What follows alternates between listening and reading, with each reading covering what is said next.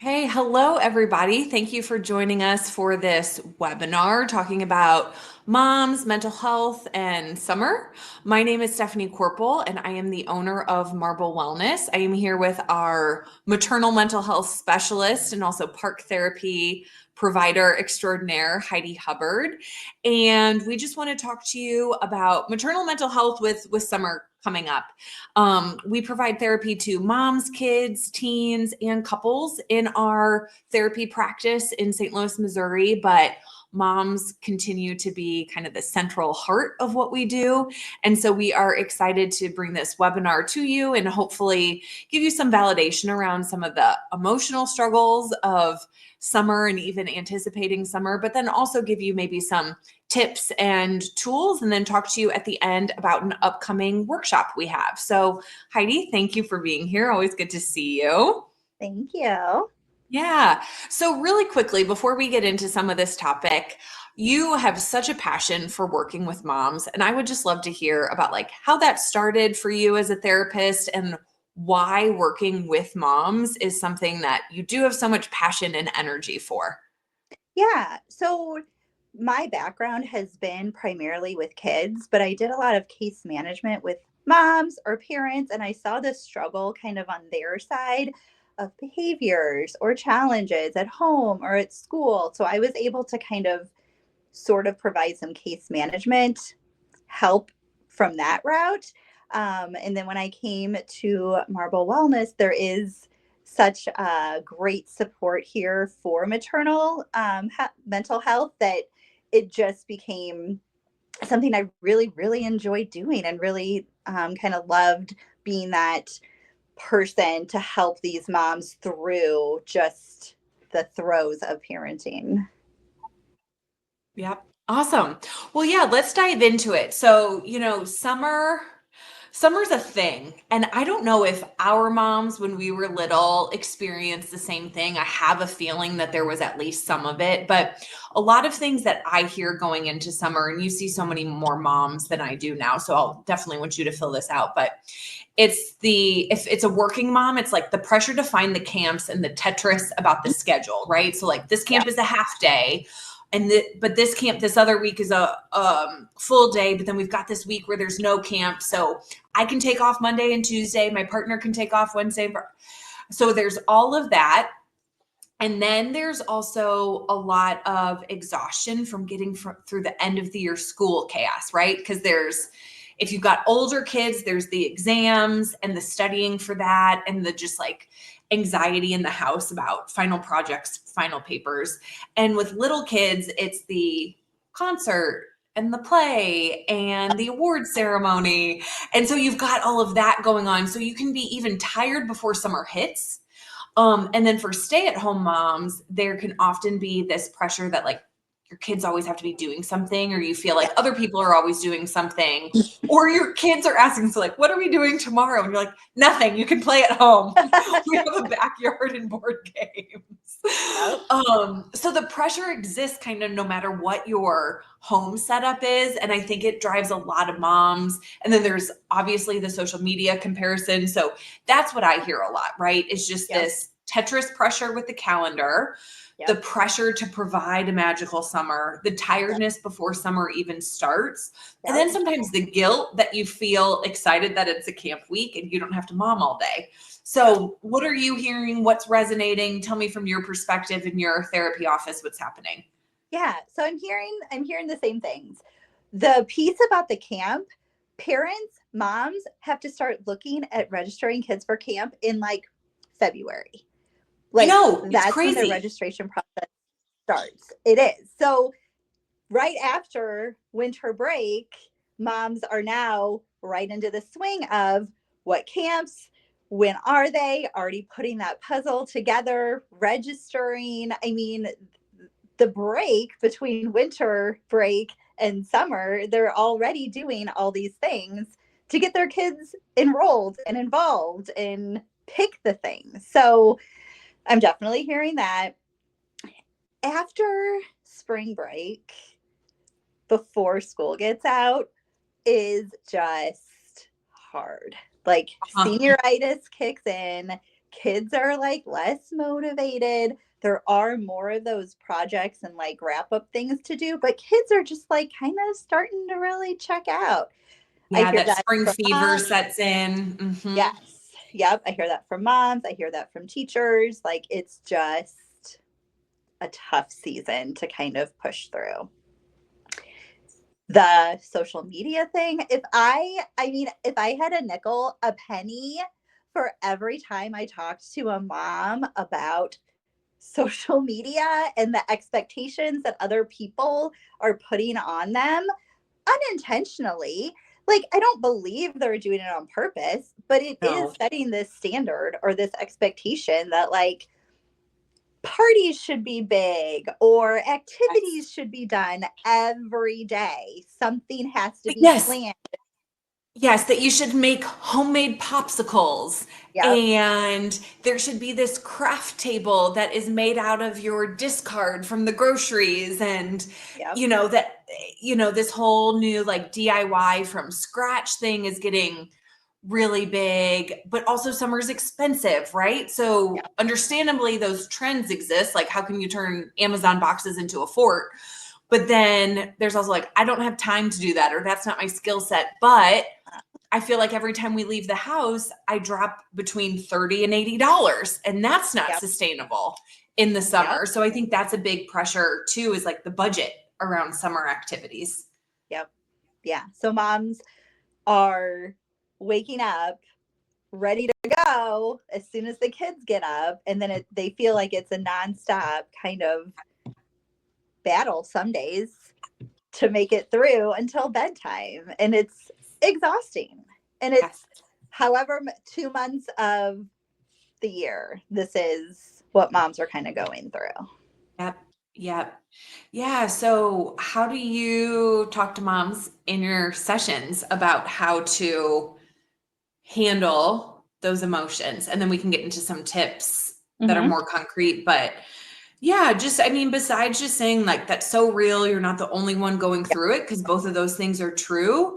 What kinds of steps do you walk them through so they can maybe manage some of these feelings and thoughts? I mean, I feel like we talk a lot about realistic expectations. Like Okay. what are your current expectations, and like Okay. how realistic are they? And more times than not, they need to be kind of brought down that they're doable. They're not, we don't want an activity to be planned that is so wonderful and magical and gets ruined or not enjoyed because the expectation is set way too high. Like, And it's not honestly, realistic.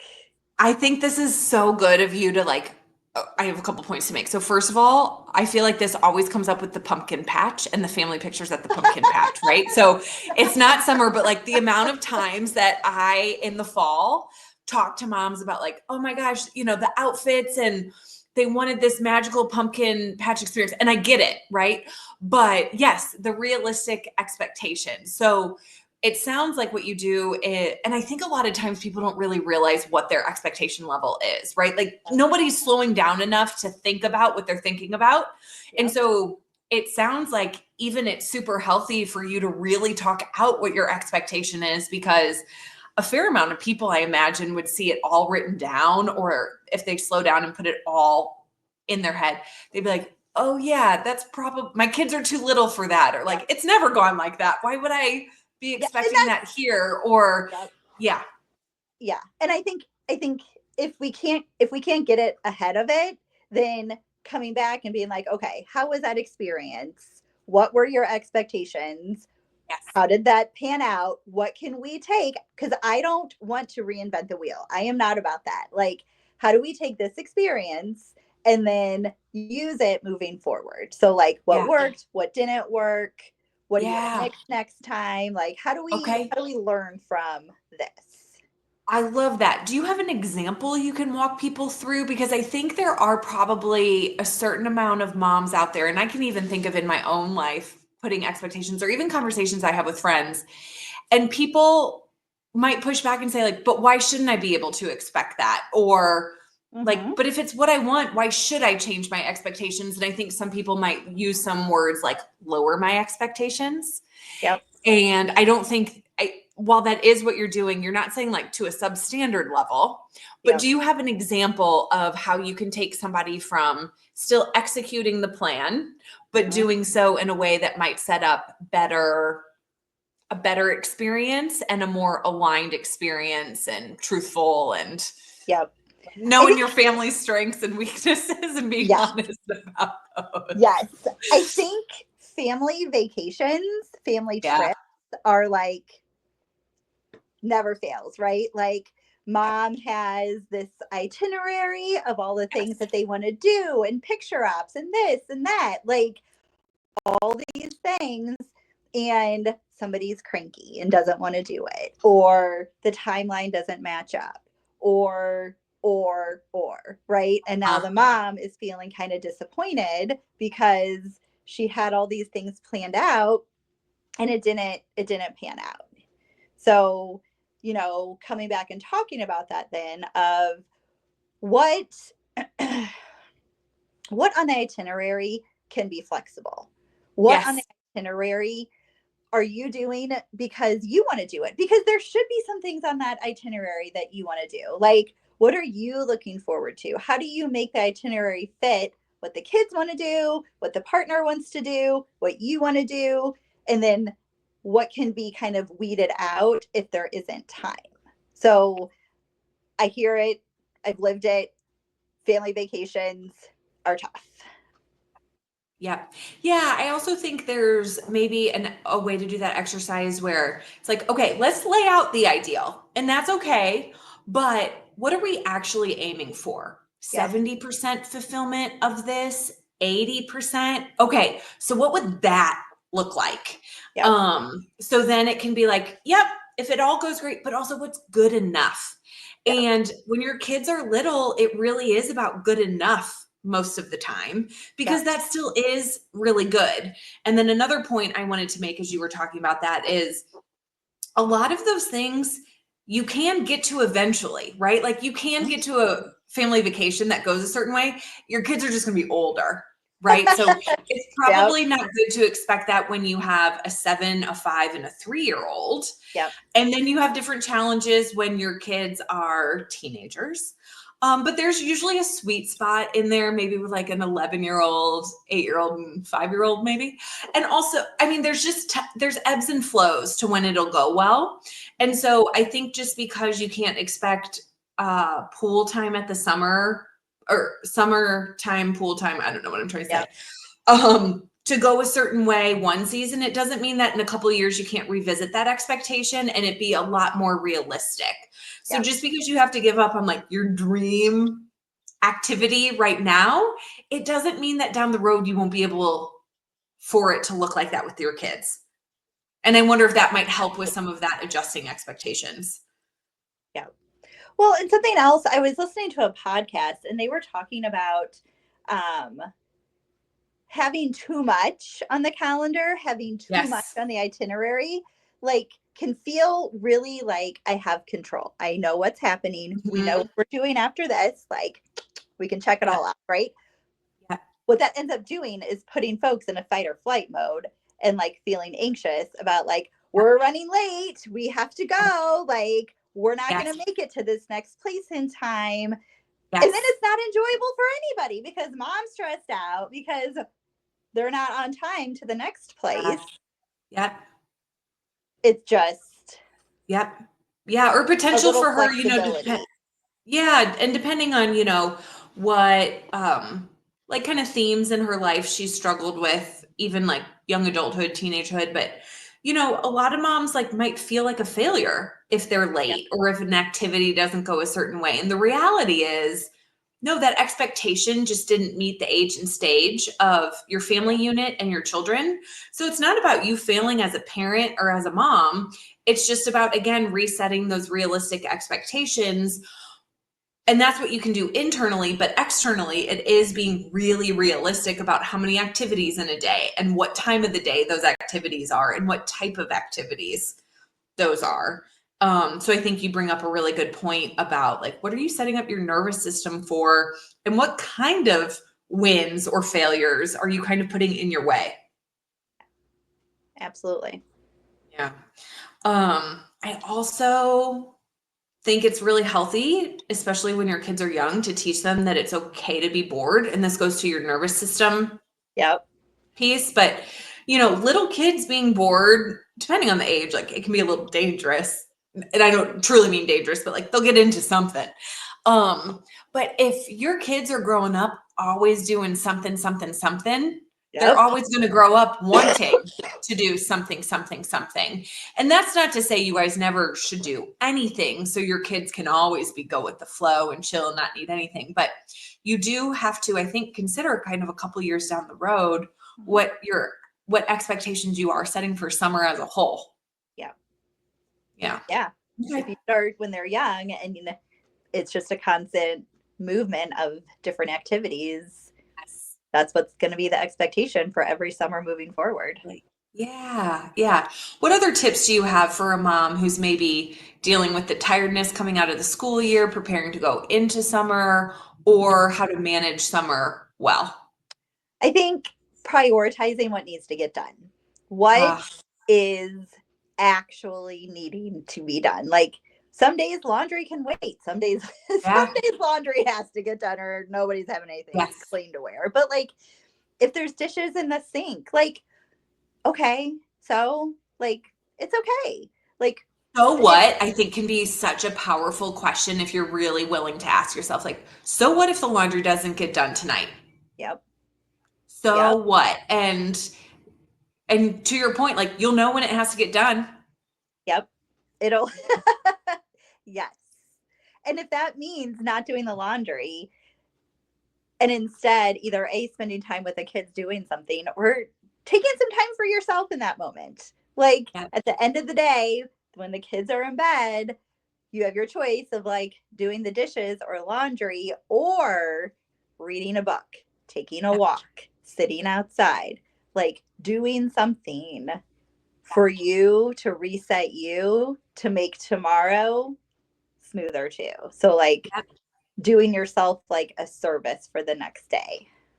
Yes. Thanking. Yeah. Yeah. Putting yourself in a position to thank yourself, right? Like taking care of future you. Yep. Mhm. Yeah. So, what are some of those other ways that moms can take care of themselves in the midst of this summer, right? Like chauffeuring people all around, playing that Tetris calendar game. Um, and that is a working mom or a stay-at-home mom. What are some other ways they can take care of themselves in that hiatus from school? Yep. So, I mean, I think I have ideas that I talk to folks about. Not all of them are going to work for everybody. Yes. But the idea of, if there's a roundabout time that the kids wake up, like making sure you're up half an hour earlier than that and sitting outside and drinking a cup of coffee or tea or journaling or nothing. Like just Or nothing. Yes. starting the day with 30 minutes of calm and quiet and like peace. So that way, when the chaos begins, you're already feeling regulated in that moment. Love. What And else? then, I mean,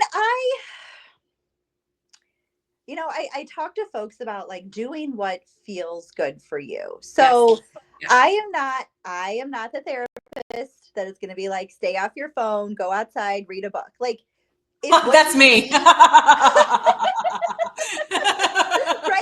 Like if you have a game on your phone, I have a game on my phone that if I have a 10-minute break somewhere in my day, I'm gonna play it. It serves me nothing. I Uh-huh. don't get smarter from it. I like literally nothing. But it's what my brain needs. Like Uh-huh. just to do something mindless. Yep. So Yep. doing things like that, scrolling on the TikTok, obviously don't let it can't consume your whole day. We're not Right. talking about hours and hours and hours. But Yeah. if you're sitting there waiting for a kiddo to come out of camp and like you scroll a little bit, there's no harm in that. You're just taking a minute to like disconnect from all the other stuff. And then kiddo gets back in, phone goes down, and off you go being a parent again. Yeah, it's such a good point because it is true that there are seasons of motherhood or weeks, months at a time where it is really hard to find actual chunks of time that are what you need, right? Like the Yeah. hour and a half, 2 hours, maybe Yeah. even a couple of hours multiple times a week. And so what I talk about with my mom clients often are like the micro moments, right? So like you said, you're in a car, you got to practice 10 minutes before it is finished.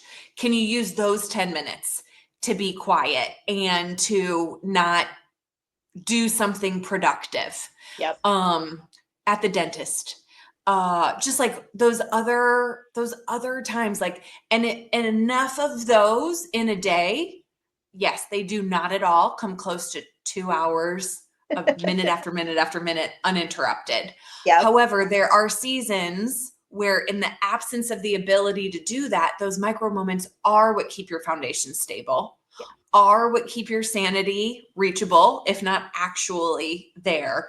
And those are what we need to take. So I agree with you about it's not always about something bigger, but it is about being willing to say, like, this is what I need right now. I don't have to do the dishes. I don't have to switch the laundry. I need to be with my kids or I need to be with myself.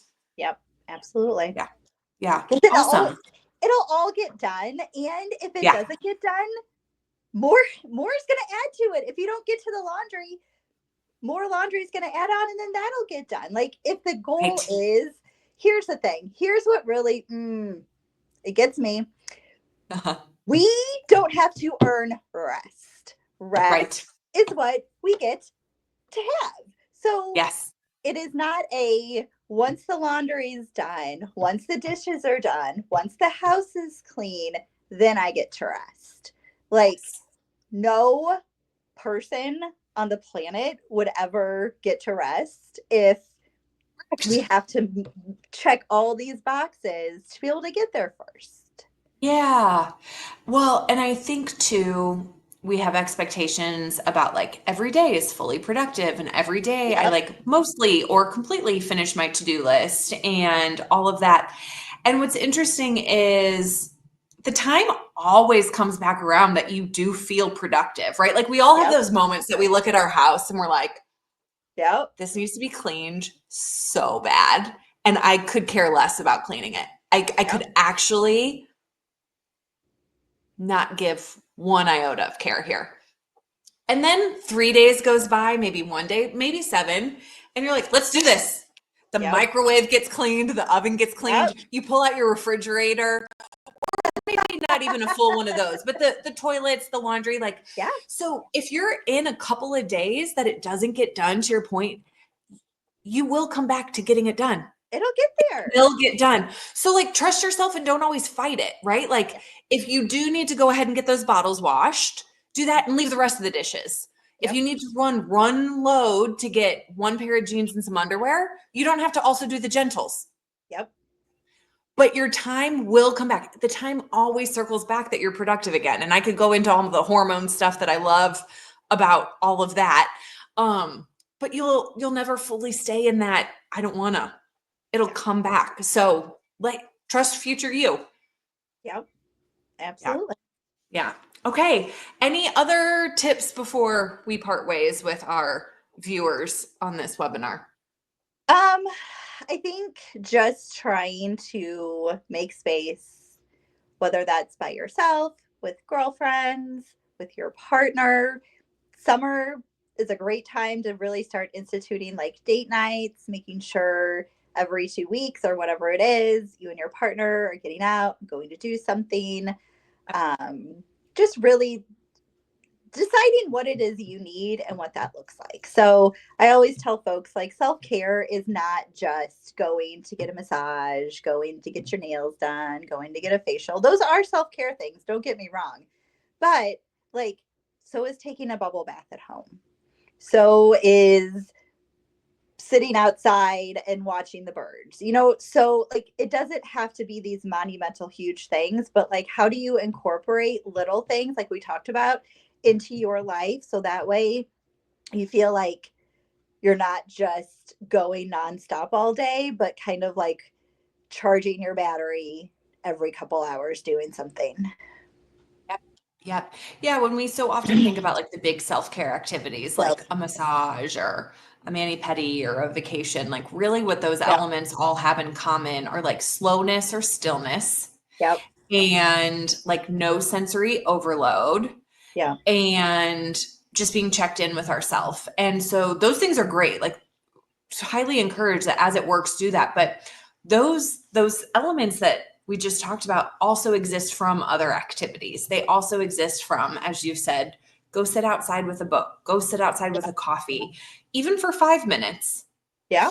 So those important elements of self-care don't always come with the big price tag things or the big time price tag, they can be done at your house. It can be just sitting on the couch before you turn on the TV after the kids have gone to bed. It Yep. can be just not scurrying along to the next thing. And I know it might not feel adequate, but in the absence of anything else, it certainly is better. And as you do it more and more, it does feel better and better and does start to feel helpful and worthwhile. Yep. Absolutely. Awesome. Okay. Well, thanks for joining me today and giving us all of this insight and really just a lot of validation. I mean, we all know that so much of the therapeutic process, like so many people come in like, is this normal or am I crazy? And no, these are universal hardships. Yep. And let me help you unburden by recognizing it's not something you're doing. It's not a deficit of you. So I hope those of you listening have experienced that same thing and maybe also gotten some helpful tips and tricks you'll put into place for your own summer. If you are watching this before May 16th, we invite you to participate in a workshop that Heidi is going to be hosting at our office. The office is down the street from Queenie Park in Baldwin, right off of that Manchester and Wideman intersection. And she is going to be offering the workshop from 9 to 1. Yep. 9 to 1. And it's going to be doing this in community with other moms. So just really talking a lot more about those motherhood expectations going into summer, more tips and tricks about how to manage all of that, resources that are like hard, actual put into place tools for you. And of course, like within a community of other moms, because we know so much of this is about like breaking through that isolation and loneliness that can come from motherhood, no matter what motherhood looks like for you. 1 kiddo at home and you're at home, 3 kids at home and you're at home, 4 kids and you work, like any combination thereof, being able to talk through this and do these activities with other moms can be so helpful and comforting. So we invite you to check out the workshop. It is going to be on our website, www.marblewellness.com. And it's for a low price of $50 for all 4 hours, which will include, like I said, resources, but also some light refreshments. And we'd love to have you, or if you have any questions, reach out and we will get those answered. Anybody that's watching after the workshop, if you are interested in a workshop, still feel free to email us. And if we're getting enough interest, we might build again, or we might have another offering we can send you. But we like to try to know what our community needs and see if we can fill a gap there. So always happy to hear from you. Thanks so much for watching. We hope to serve you at some point in some way. And Heidi, thank you again for being here and sharing everything you did. You're welcome. Thank you. Take care, everybody.